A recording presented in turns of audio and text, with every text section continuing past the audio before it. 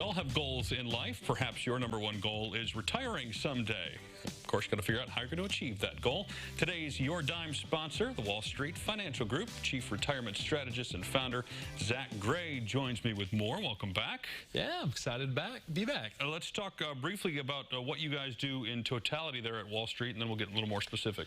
Well, you know, wealth management is a big piece of what we do at our firm. Retirement planning is really kind of the niche when you want to think about that. So a lot of people help with accumulation. We obviously do help with some of that, but a big part of what we do is distribution planning, retirement planning, making sure that we get what we want out of our retirement years. When you say wealth planning, does it also entail wealth creation? Because I don't have any to plan for yet. Yeah.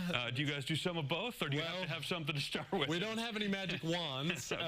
but, you know, we do help folks make sure to save for retirement, start to hit those goals that, though they might be 10, 20, 30 years off, obviously, you know, our goal there is to grow the money as best as possible, make sure to protect that to someone's risk need, and that's kind of one of the things we'll talk about today. Yeah, risk is a big deal, obviously. Nobody wants to lose their life savings or any of it, quite frankly. You want it to keep growing little by little, but I would assume there's always some risk, but your job is to mitigate that. Yes, right. So everyone's got a different risk tolerance, and everyone has a different income plan. So one of the past segments that we have done together on CI Living was just the fact of understanding where's my income going to come from.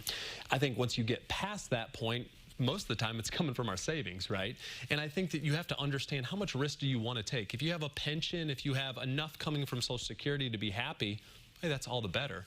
But for a lot of us, we're going to rely on those savings, and we've really got to tailor that to what type of risk do we want to take. Is it completely dependent on how risk averse a person is, or are there some methods that you use? If you have longer to plan, then you can probably take more risk, I would assume, rather than if it's coming up in 3 or 4 or 5 years, you want to be a little more safe. Is that correct? Yeah, most definitely. I mean, it goes without saying, right, that a 20-year-old that's maybe graduating college here at the U of I, they've got a long time. They're in good shape. They can ride some ups and downs of the market. And I often tell folks, you know, think back to 2008, and I say, you know, Tim, do you remember? And you say, yeah, I remember how that went. Didn't go so well.